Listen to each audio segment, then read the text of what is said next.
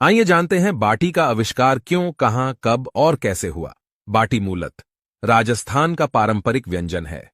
इसका इतिहास करीब 1300 साल पुराना है। 8वीं सदी में राजस्थान में बप्पा रावल ने मेवाड़ राजवंश की शुरुआत की। बप्पा रावल को मेवाड़ राजवंश का संस्थापक भी कहा जाता है। इस समय राजपूत सरदार अपने राज्यों का विस्तार कर रहे थे। इसके लिए युद्ध भी होते थे। इस दौरान ही बाटी बनने की शुरुआत हुई।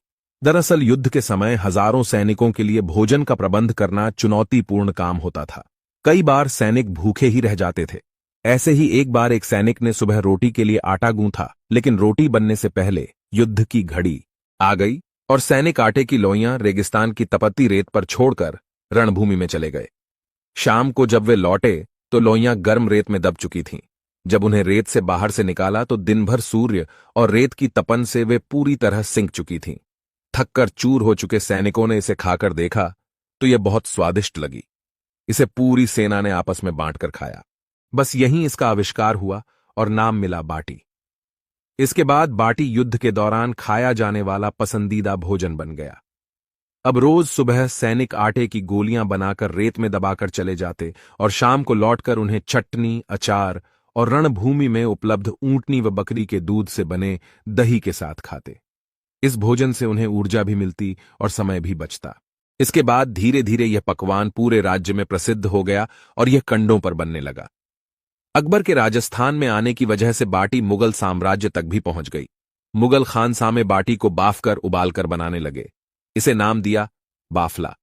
इसके बाद यह पकवान देश भर में प्रसिद्ध हुआ और आज भी है और कई तरीकों से बनाया जाता है। अब बात करते हैं दाल की। दक्षिण के कुछ व्यापारी मेवाड़ में रहने आए तो उन्होंने बाटी को दाल के साथ चूरकर खाना शुरू किया।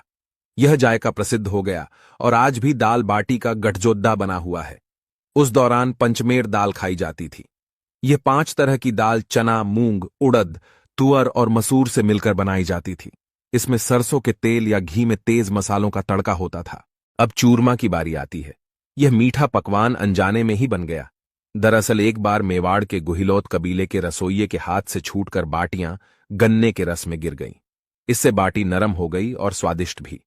इसके बाद से इसे गन्ने के रस में डुबोकर बनाया जाना लगा। मिश्री, इलायची और ढेर सारा घी भी इसमें डलने लगा। बाटी को चूर कर बनाने के कारण इसका नाम चूरमा पड़ा। वीडियो अच्छी लगी हो तो लाइक करें, फॉलो करें।